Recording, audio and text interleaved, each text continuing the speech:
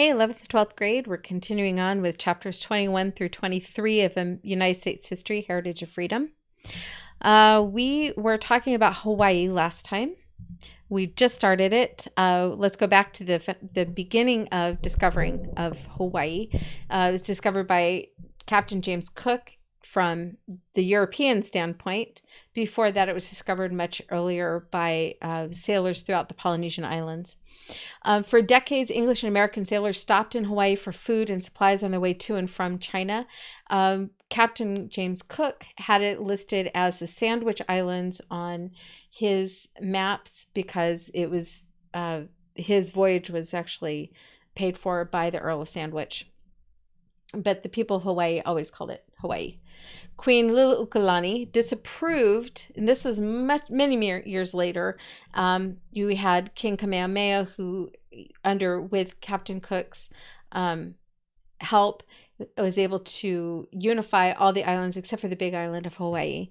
And then after that, you had many Hawaiian leaders who brought Christianity to Hawaii. They brought missionaries to Hawaii, and then businessmen followed that. But Liliuokalani, she disapproved of the influence of white settlers in the islands, and primarily she was frustrated with the fact that so many white businessmen, settlers, were taking land that technically belonged to her.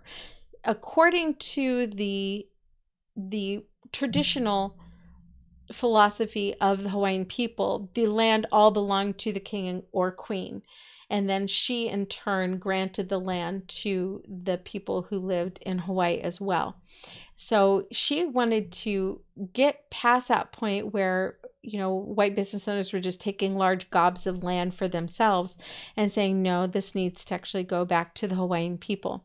So she attempted to begin to rule again as an absolute monarch. She put aside the Constitution, and the businessmen who were in Hawaii at the time, who were Americans living in Hawaii, living in another country. You have to remember that Hawaii was a sovereign nation at this time.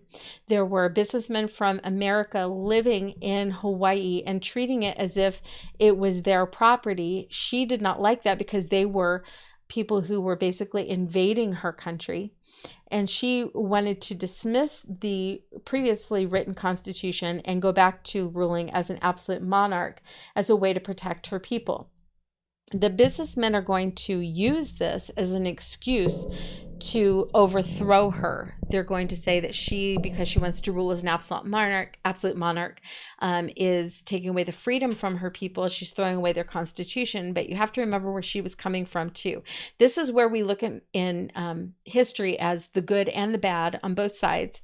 And we have to look at what was the motivation of the individual people. Liliuokalani was trying to protect her people, and she was trying to protect her kingdom. She was the queen, and she was the ruler of this nation, this sovereign nation.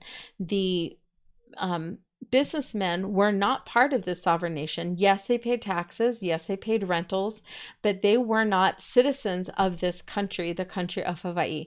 So her response to these men to kick them off this property was legitimate. Their response to having her arrested and dethroned was not legitimate.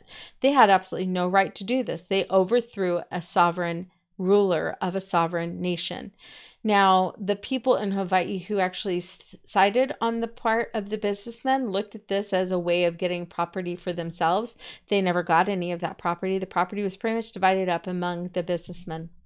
And that was wrong. That was absolutely wrong. We got to look in American history and say, when we've done wrong, we need to say we've done wrong, and then we need to make it right. Now, some Americans in the islands began a movement to remove her from power, and they set up a provisional government hoping to annex the Hawaii to the United States. We were allies with Hawaii all this time. This would have been the right move for the American government to remove the American businessmen at this point because they were in the wrong. That would have solidified our relationship with Hawaii.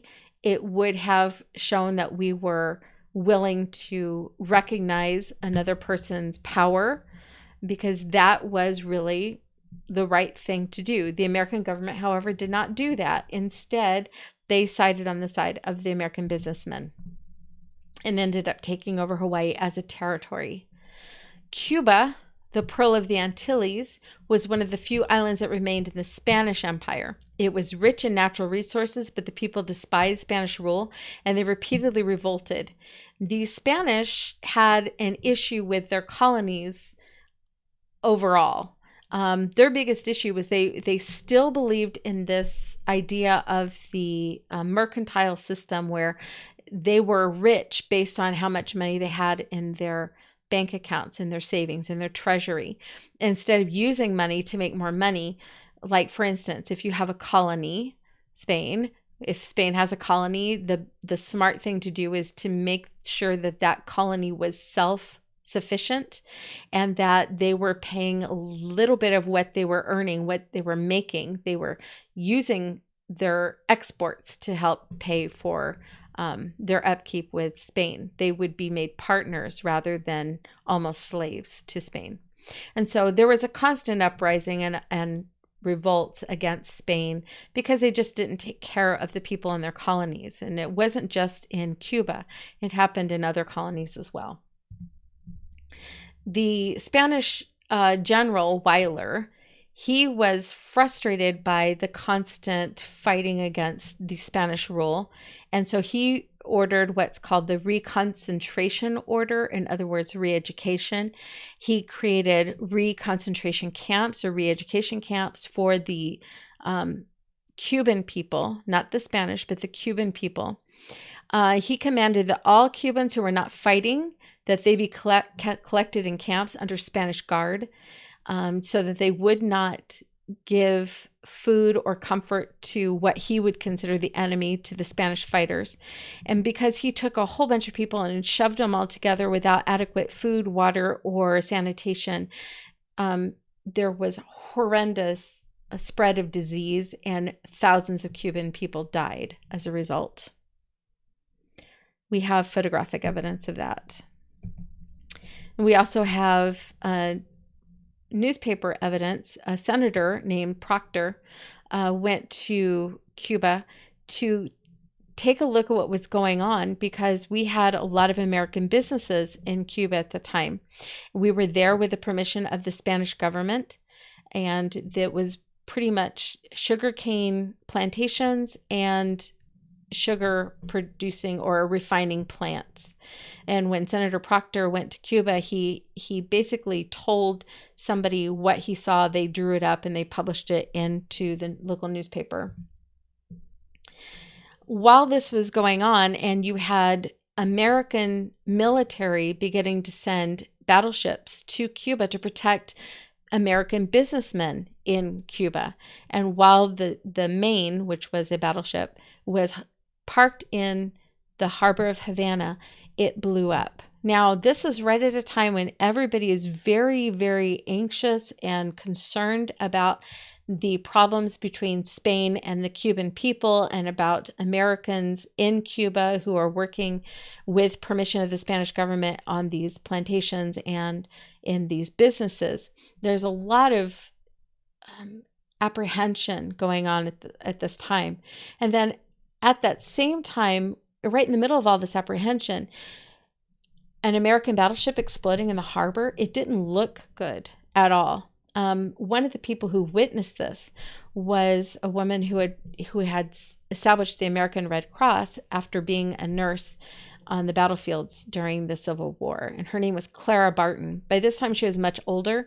She was working still as part of the American Red Cross, and she went to Cuba to help out with the people who were in these camps, who needed to be reconnected with their families and needed medical aid.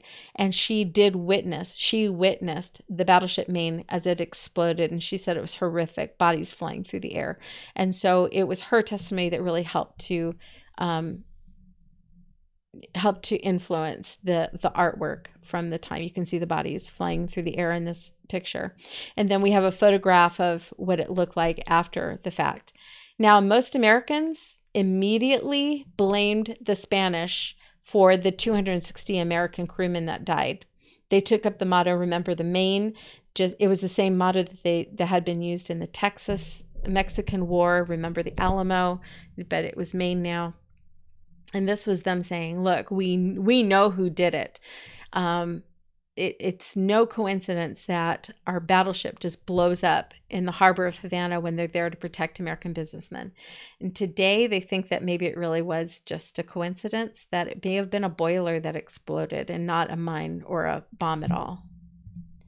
Commodore George Dewey was hired to lead the U.S. Navy to victory against the Spanish, and he was instructed to not fight in Cuba itself, but to go to another outpost of the Spanish, which was the Philippines. The Philippines were a colony of the Spanish king. They had been since Philip II. That's where they got their name. The Philippines were named after Philip II. They spoke Spanish as one of their primary languages. They were primarily Catholic in their religion. So the Spanish had a great deal of influence over the Philippines, but the Spanish, as they usually did with many of their colonies, they didn't give a lot of, they didn't give back a lot of what the people in those colonies earned, so the colonies could develop. So when the Americans got to the Philippines, they discovered there wasn't a lot of infrastructure. There weren't roads, hospitals, education. Nothing like that was really in place. So when George Dewey led the U.S. Navy to victory against the Spanish fleet in the Philippines, he captured Manila Harbor in less than 4 hours. Again, this was a place that was more like an outpost than a real colony. McKinley called his win a splendid achievement and overwhelming victory. One of the reasons this took less than 4 hours was because the Spanish Navy was still using wooden ships. The United States had been using ironclads since the Civil War, so we had been using it for 4 decades by this time. The Spanish still had not updated their ships. So it didn't take much before the war was over, the battle was over, because all of the Spanish ships pretty much went kaput. Leonard Wood worked with Theodore Roosevelt to lead the Rough Riders. This was a group of cowboys, Indians, and college athletes. When it came time to attack Cuba, or to attack Spain on Cuban soil, the United States sent out a call for any man to come and fight. And so it really appealed to men who were looking for, they wanted a sense of adventure. One of those men who really wanted that sense of adventure was Theodore Roosevelt, who was assistant to the Secretary of the Navy at the time. He withdrew, he gave up his job so that he could join the military. He joined the Army. And he was one of the people that was on call when they asked for people who were looking for a big adventure. This specific group, the Rough Riders, were made up of people who normally wouldn't always get along together, but they all recognized in each other a sense of adventure. They wanted that adventure. So they charged against San Juan Hill to make an attack on Santiago, Cuba. This was a very dangerous mission because they had to go uphill to get to that base on the top of San Juan Hill. So they lost quite a few people. They lost about, I think it was 100 people that they lost during that time.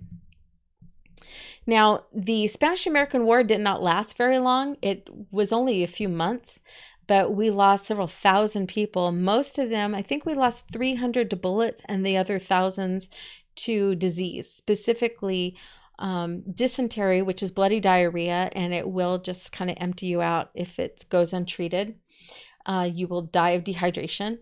Then there was also yellow fever, which was really big in Cuba specifically, and also malaria, which was a huge problem in Cuba. And those last two were from mosquito bites. Mosquitoes can spread that kind of disease quite easily. So the Treaty of Paris in 1899 ended the Spanish-American War. It declared that Spain should cede the Philippines to the United States. Even though the United States technically conquered the Philippines, we then also paid for it. And that in turn, we needed to pay Spain $20 million for the Philippines. Basically, that's how it shook down. So technically, the Philippines belonged to the United States. We paid for it after winning it from Spain.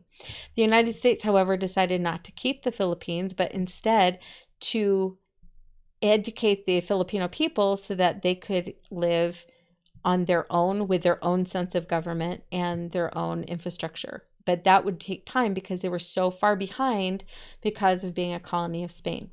Now, when it came to Cuba, the United States had declared before the war ever took place that we would never try to keep Cuba as a colony for ourselves.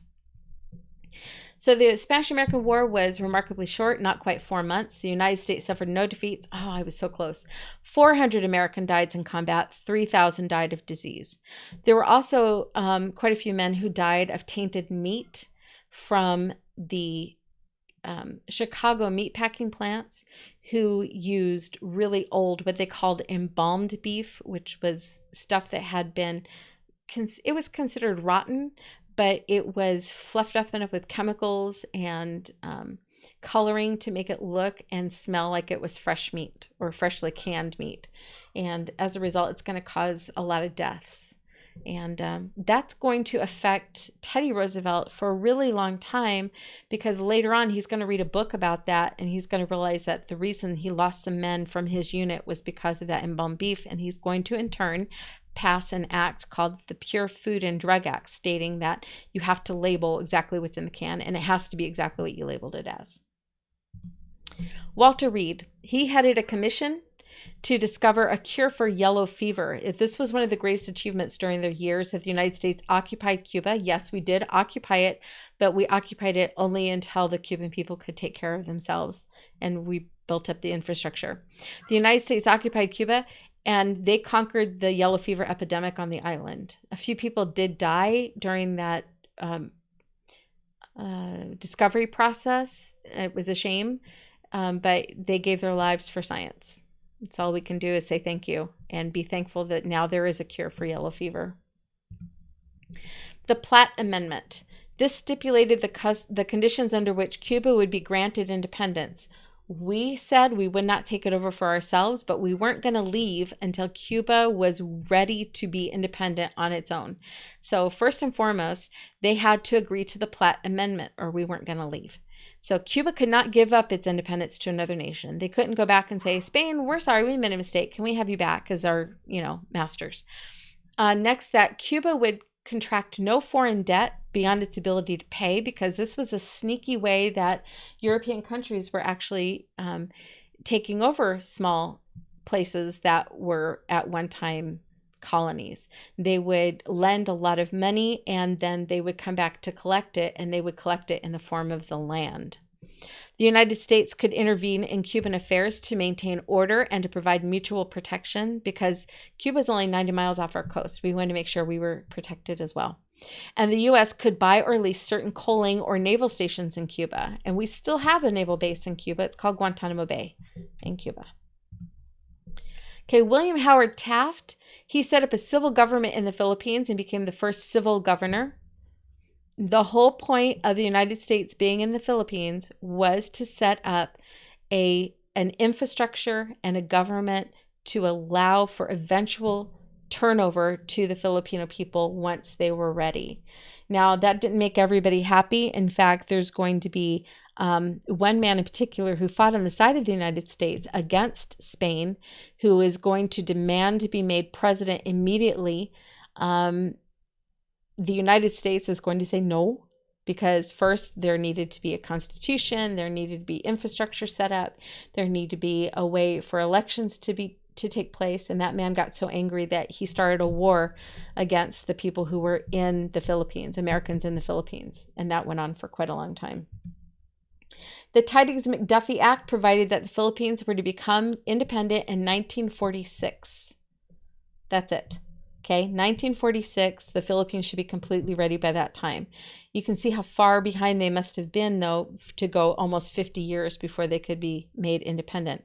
But during this whole time, the United States is training the Filipino people to take over for themselves. The Foraker Act, by its terms, Puerto Rico became an unorganized territory, and the President of the United States was empowered to appoint a governor and executive council, which served as the upper house of the legislature. Puerto Rican voters elected an assembly or a lower house. So they voted for their own representatives, and then the upper house, their Senate, was appointed by the United States. And they still have that. They're still a territory of the United States. They have been addressed multiple times to become a state, and they've voted no, thank you, we don't want to. They really wanted to keep their independence there. They still have an independent government, and they are part of the United States as well, even today. In 1952, Puerto Rico became a self-governing commonwealth of the United States. Its people are American citizens. They can elect their own governor, and they can travel back and forth into the mainland of the United States because they are U.S. citizens. Absolutely.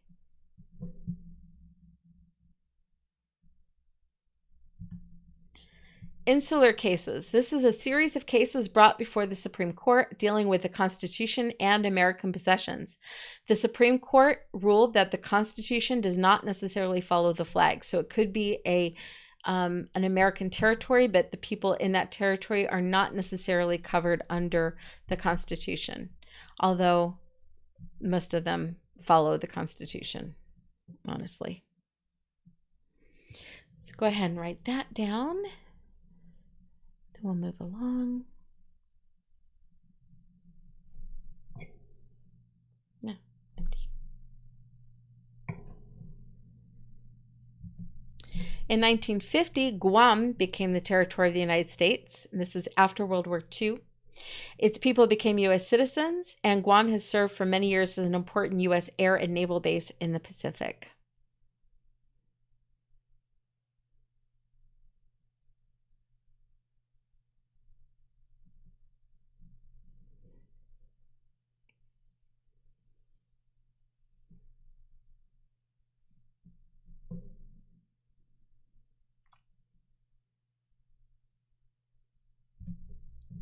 At the end of the 20th century, home was the center of life for most Americans. It was all about the home.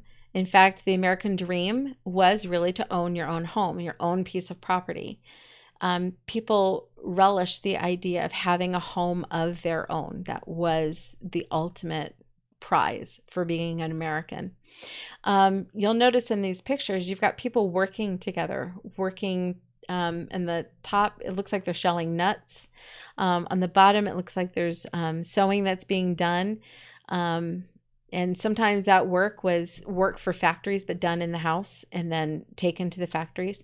And then the family unit was incredibly, incredibly important for all Americans. In the bottom picture, you have Black Americans in their own house. It's really important to remember that Black Americans did have a lot of the same rights as white Americans at this time. They weren't always treated with the greatest of respect, but a lot of Black Americans were really starting to pull themselves up and to have homes of their own and strong family units at this time. And that's really important to remember, because sometimes we get the impression that they've never had anything good ever, and that's simply not true. Let's talk about Henry Ford. In 1908, he introduced the Model T. This was the most famous automobile ever built. And he took an idea that somebody else had come up with, and he changed it just enough to make it work really well for him.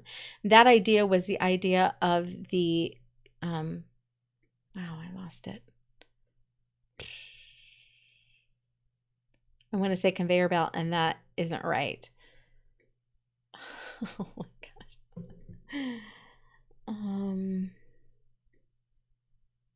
Wow. Okay. The idea was that you would have one person working a singular job through the whole thing. It'll pop into my head, I promise. He got the idea actually from the man who invented the cotton gin, who created guns where all the individual pieces of the gun were manufactured exactly alike, which weirdly enough, it's so hard to imagine. That's not the way things were done back before this time. So Eli Whitney, he realized that if you made all of the gun pieces exactly the same, then you could make a whole bunch of guns from those exact pieces, and you could have a person go from station to station and put together one part of the gun. Okay. Now Henry Ford took that same idea but he used it with automobiles. And this time, instead of moving the workers to the automobiles, he moved the automobiles to the workers. So every person who worked in his plant did something very, very specific to create a part of that automobile.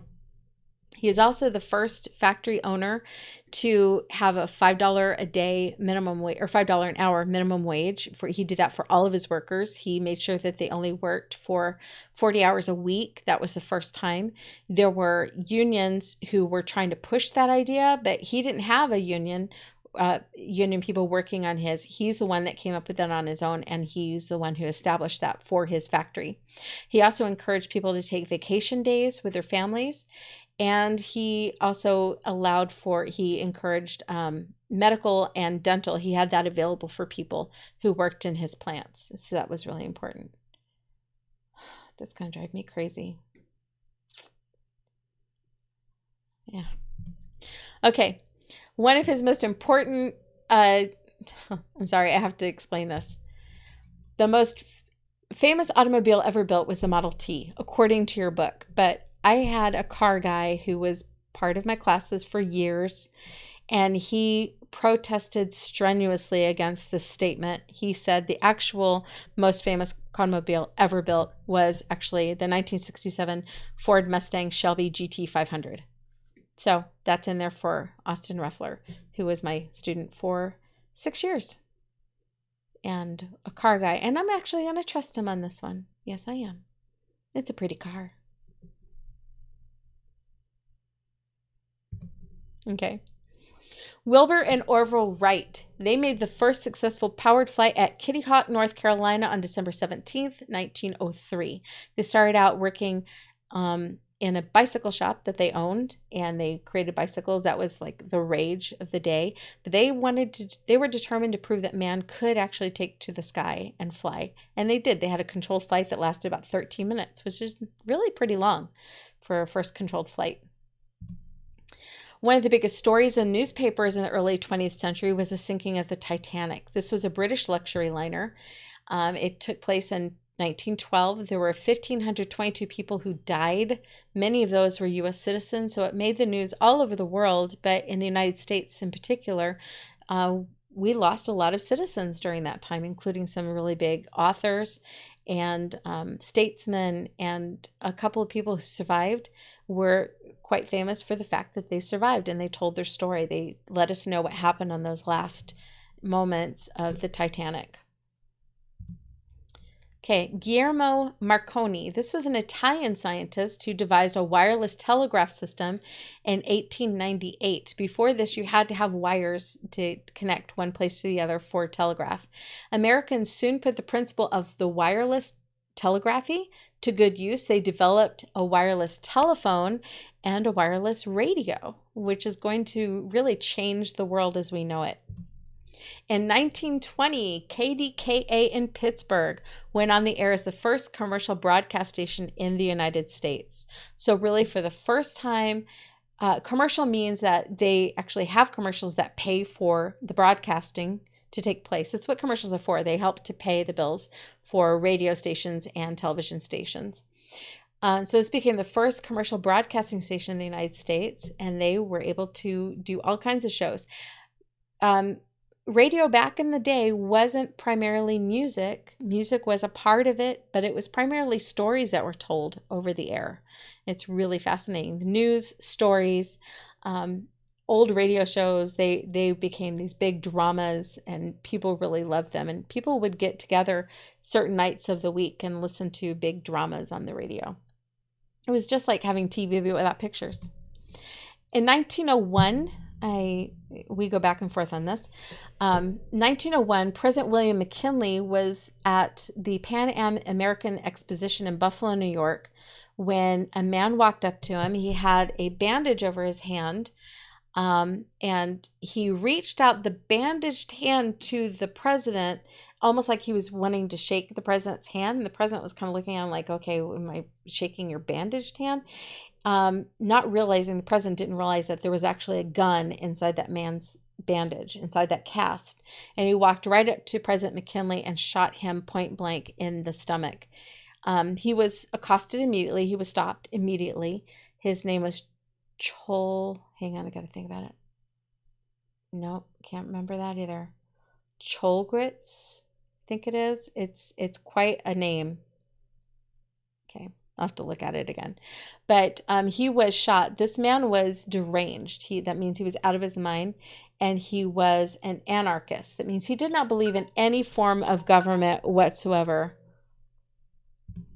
Okay, when President McKinley was killed, Theodore Roosevelt became the next president. He was only 42 years old when he became president. That makes him the youngest man ever to become president.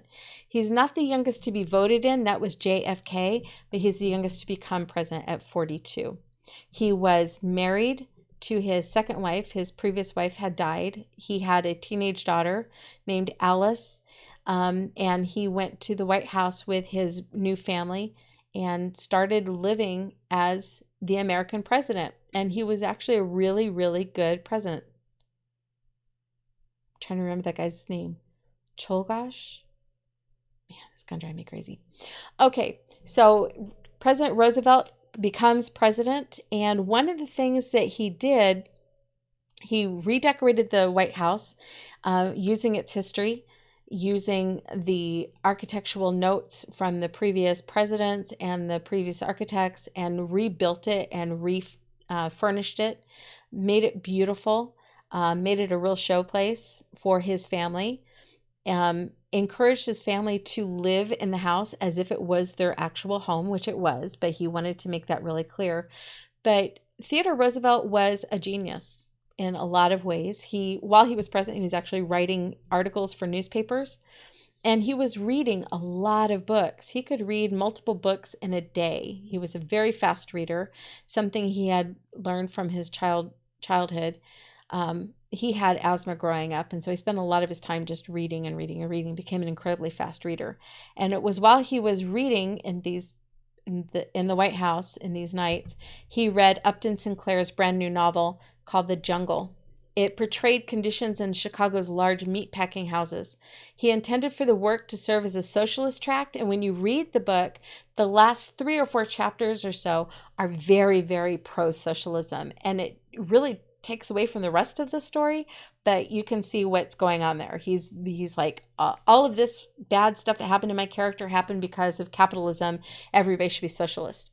When the truth is, when you read the beginning part of the book, you can see how socialism is creeping in, and it's actually very, very corrupt.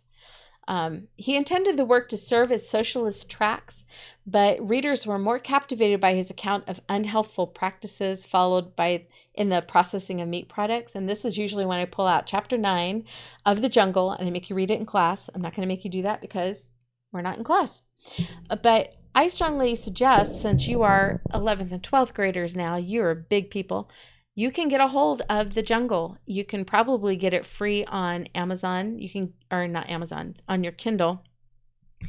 I think some of you are confused about what a Kindle actually is. There is a tablet called a Kindle, but there's also a Kindle app, which is absolutely free. You do have to have a credit card attached to the account so that you can purchase books through it. But the Kindle app, you can get it on your phone. I have it on my phone, and it is absolutely free. And you can get, let's see the best way. See, there's my little app right there. You can go on the Kindle app, and you can look up The Jungle. And let's see. GLE. Let's do it this way. The Jungle. Upton Sinclair. It's available. There it is. Upton Sinclair, The Jungle, right there. And you can see they give you a price here. It's $5. If you want to read The Jungle, you can read it through your Kindle app. You don't have to have an actual tablet to do that. It's worth reading. It's really a good book. It's well written. It can get a little dense and heavy in some places, but it's an excellent book about a man who has immigrated to the United States with his family specifically to work in a meatpacking plant because he's heard that that is a really good paying job, and discovering that weirdly enough, it's the socialist aspect of the meatpacking plants that are very, very detrimental to his health and to his family's health. It's not the capitalist section of the plant. It's actually the socialist section of the plant. See if you can figure out what's going on there. And that's really where we're going to stop. Roosevelt did read The Jungle in a day and was so upset by what he read that that's going to encourage him to pass the Pure Food and Drug Act, because in The Jungle it's revealed that some of the meat that was tainted for the Spanish-American War and then killed people was actually still available for in like the dusty old corners of some of these meat packing plants. And that's what really set him off and had him push for the Congress to pass that bill. Okay, so we're going to leave off here. And tomorrow we'll get on to the next section. Really quickly though, we're almost done with our book. There's not much point in me starting a brand new grading program at this point. I was going to originally, and I've decided not to because we're almost done. So go ahead and finish up your homework in your book. Listen to me as I do the lectures, do the work in the books, and when we're all done, I'm just going to have you turn them in and I'm just going to grade them for you. Okay, so it was good talking to you today. Work on it a little bit at a time. Do a little bit of extra work on your own just to help yourself as you read and as you grow and as you teach yourself. And I will talk to you later. Bye.